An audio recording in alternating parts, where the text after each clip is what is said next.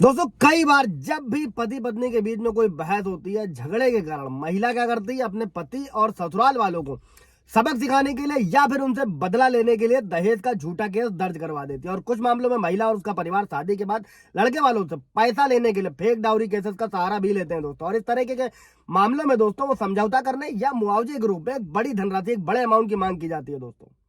साथ में ही झूठे मामले दर्ज करने से दोस्तों जो महिला का पति होता है और उसके परिवार के सभी व्यक्ति मानसिक रूप से भी बदनाम होते हैं दोस्तों। और ऐसे मामलों में मानसिक दबाव के कारण परिवार टूट जाता है और महिला या उसका परिवार इस बात का फायदा उठाता है। और कई बार दहेज का झूठा केस तलाक के मामलों में भी दर्ज करवाया जाता है ताकि महिला को अधिक से अधिक कंपनसेशन यानी कि मुआवजा मिल सके दोस्तों, या पति को तलाक के लिए मजबूर किया जा सके। और कभी कभी महिला अपने इस रिश्ते को खत्म करके उससे बाहर निकलने या किसी और के साथ रिश्ता बनाने के लिए भी पति और ससुराल वालों पर फेक डाउरी केस दर्ज करवा देती है दोस्तों, जिससे आसानी से तलाक लिया जाए। अगर आप इस स्थिति से गुजर रहे हैं दोस्तों तो घबराने की बिल्कुल भी जरूरत नहीं है।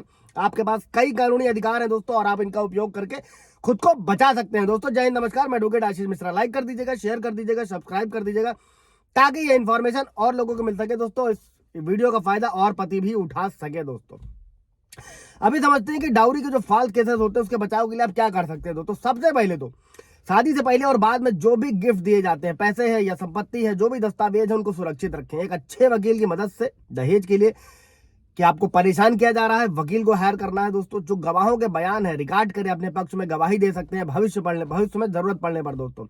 सीसीटीवी कैमरों की रिकॉर्डिंग को संभाल कर रखे, पुलिस की जांच के दौरान जरूर दिखाएं। ऐसे में अगर ससुराल वाले महिला के साथ, अगर घर में सीसीटीवी लगा हुआ है और अगर घर ससुराल वाले महिला के साथ अच्छे तरीके से पेश आते हैं दोस्तों, तो इससे झूठे आरोपों को नकारने के लिए प्रमाण मिल सकता है। और सभी फोन कॉल, मैसेज, ईमेल को सबूत के तौर पर संभाल कर रखे दोस्तों। बैंक स्टेटमेंट है, खरीदारी के बिल है, जो भी फाइनेंशियल रिकॉर्ड है, उन सभी को अच्छे से अपने पास में संभाल कर रखे। और अगर मामला कोर्ट में जाता है तो आपको कोर्ट में पेश होना होगा दोस्तों। और इसमें करना क्या है, इसमें पुलिस जांच में सहयोग करना है दोस्तों। पुलिस को सभी जानकारी और सबूत दिए और याद रखें, जब तक कोर्ट आपको दोषी साबित नहीं करता है तब तक आप इनोसेंट है, बेगुनाह माने जाएंगे दोस्तों। और ऐसे मामलों में आपको पेशेंस रखना होगा, धैर्य रखना होगा और कानूनी प्रक्रिया पर विश्वास रखना होगा दोस्तों। और वीडियो में जाने और अभी वीडियो में भी समझते हैं दोस्तों कि फॉल्स डाउरी केसेस क्या होते हैं, दहेज के जो झूठे मुकदमे की धारा होती है, सजा, जमानत, कानूनी बचाव और अधिकार क्या क्या है दोस्तों। सबसे पहले दहेज क्या होता है दोस्तों। अगर किसी महिला को उसके पति या ससुराल वाले दहेज के लिए परेशान करते हैं तो ये कानूनन एक अपराध है और इसमें भारतीय न्याय संहिता की धारा 85 के तहत मामला दर्ज किया जाता है दोस्तों, जो इससे पहले 498 था।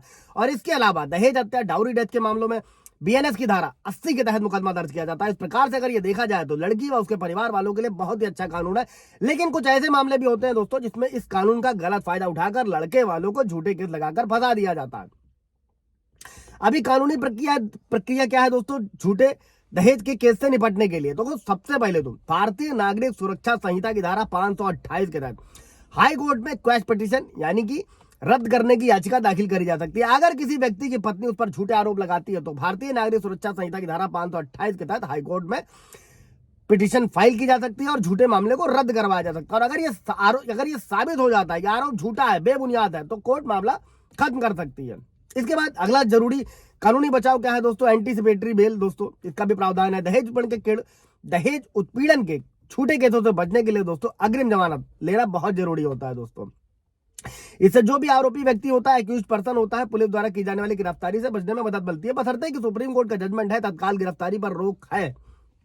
उस पर पूरा ब्रीफ वीडियो है, आप जाकर देख सकते हैं दोस्तों। अगर किसी व्यक्ति को शक है कि उसके खिलाफ झूठा केस दर्ज हो सकता है तो वो अग्रिम जमानत की याचिका कोर्ट में दाखिल कर सकता है। इसके बाद दोस्तों जो सबसे इंपॉर्टेंट चीज क्या है, काउंटर केस नहीं करेंगे तो ऐसे ही ट्रायल कोर्ट के चक्कर आप लोग लगाते रहने वाले हैं दोस्तों। और ऐसे मामलों से बचने के लिए पति और उसके परिवार वाले को क्या करना चाहिए कि महिला के खिलाफ काउंटर केस दर्ज करना चाहिए दोस्तों। जैसे कि सबसे पहला मानहानि, डिफेमेशन का केस दोस्तों। और भारतीय न्याय संहिता की धारा 356 में व्यवस्था की गई, इसके तहत मानहानि का केस दायर किया जा सकता है पत्नी के खिलाफ। इसके साथ ही झूठे आरोप के आधार पर परिवार को परेशान करने के लिए मानसिक उत्पीड़न यानी कि मेंटल हैरेसमेंट का मुकदमा भी दाखिल किया जा सकता है दोस्तों। कोई सवाल जवाब होगा इस वीडियो से रिलेटेड तो पूछिएगा। Thank you.